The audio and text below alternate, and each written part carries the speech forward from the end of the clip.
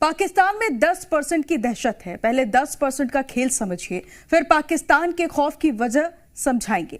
देश का defence budget पिछले साल के अनुमानित बजट के मुकाबले करीब 10% ज्यादा है। इस बार देश की तीनों सेनाओं के लिए 6 करोड़ 8 लाख रुपए से ज्यादा के रक्षा बजट का ऐलान किया गया है और इसके अलावा सेना के लिए 307 आर्टिलरी गन भी खरीदी जाएंगी, जिस पर 8,500 करोड़ रुपए खर्च होंगे।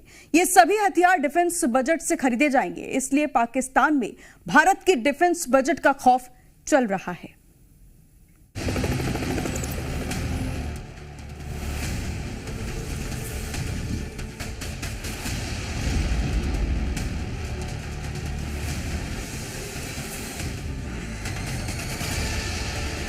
मोदी साहब को समझ है मेरी जेब में पैसे नहीं। पाकिस्तान में 10% का खौफ चल रहा है।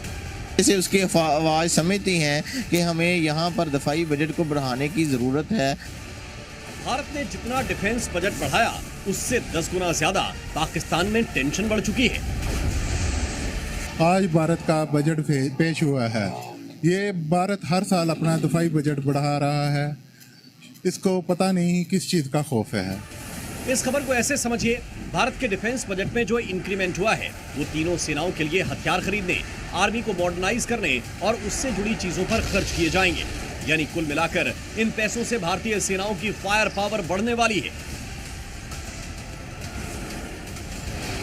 इसलिए भारत का डिफेंस बजट पास होते ही पाकिस्तान में खौफ बढ़ गया है।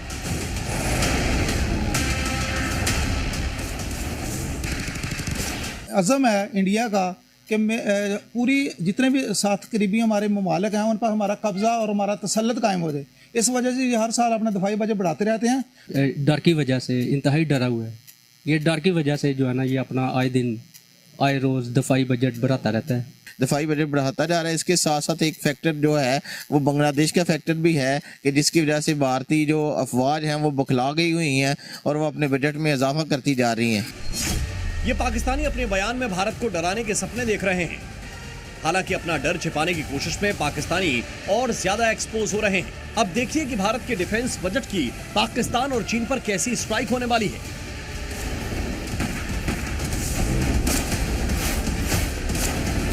अब आपको डिफेंस बजट से पाकिस्तान के डर की पहली वजह बताते हैं।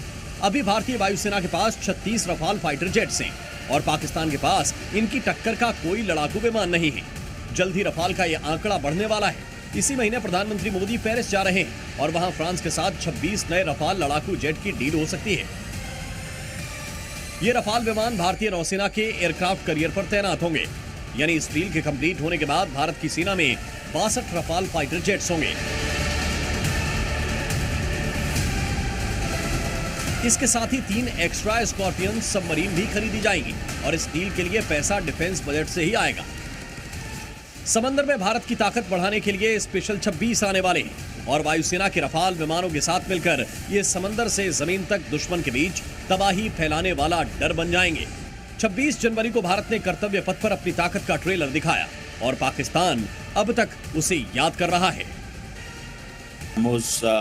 सुपरसोनिक क्रूज मिसाइल भी दिखाएंगे या cost short range surface to air missile भी दिखाएंगे, Nag anti tank guided missile भी दिखाएंगे। ठीक है जी। फिर जनाब पिनाका रॉकेट लॉन्चर्स वो भी दिखाए जाएंगे। आपको पता है कि ये जो है पिनाका जो है this is a multiple rocket launcher है, ये इंडिया ने प्रोड्यूस की है और ये बेसिकली जो DRDO है, defence research and development organisation, उसमें उन्होंने ये इसको किया। पिछले महीने भारतीय नौसेना में पहली बार एक ही दिन में 3 ताकतवर हथियार शामिल किए गए, जिसमें 2 युद्धपोत और 1 पनडुब्बी थी। और ये 3 तस्वीरें देखकर पाकिस्तान को समंदर में भारत की बढ़ती ताकत का अंदाजा हो गया था। 4th नंबर पर है इंडिया। भारत की मिलिट्री 4थे नंबर पर है दुनिया में। टॉप मिलिट्री रैंकिंग 2025 में इंडिया आता है 4th नंबर पर, 4थे नंबर पर, यानी कि अमेरिका, रशिया और चाइना के बाद। खुद पाकिस्तानी मानते हैं कि भारतीय सेना जमीन, समंदर, पहाड़ या आसमान हर जगह पर लड़ने की ताकत रखती है और इसका सबूत दुनिया के सबसे पावरफुल सेनाओं की लिस्ट में सामने आया है।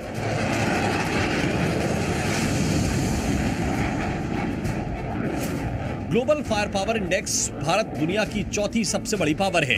इस लिस्ट में पहले नंबर पर अमेरिका, दूसरे पर रूस, तीसरे पर चीन है। लेकिन पाकिस्तान को इस लिस्ट में 12वें नंबर पर जगह मिली। और ऐसा इसलिए है क्योंकि पाकिस्तान के पास अपनी सेनाओं पर खर्च करने के लिए भारत जितना बजट नहीं है।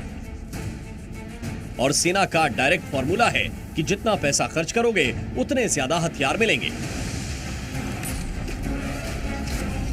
India is a country which may have to fight a war in every kind of a terrain. If they fight with Pakistan, तो maybe अगर राजस्थान के सहराओं में लड़ना पड़ जाए, अगर वो पाकिस्तान के साथ लड़ते हैं तो हो सकता है कश्मीर में लड़ना पड़ जाए, अगर वो सियालकोट में लड़ते हैं पाकिस्तान के साथ तो हो सकता है उनको जमीनी एरिया में लड़ना पड़ जाए, फ्लैट लैंड एरिया में लड़ना पड़ जाए।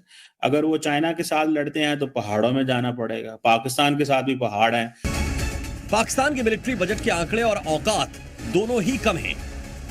भारत के डिफेंस बजट के आंकड़े देखकर पाकिस्तान के कांपने की ये अगली वजह है। 10% वाली ताकत से भारतीय सेनाओं की शक्ति बढ़ेगी। हालांकि परमाणु बम मिसाइलों के बावजूद पाकिस्तानी सेना की रैंकिंग नीचे जा रही है।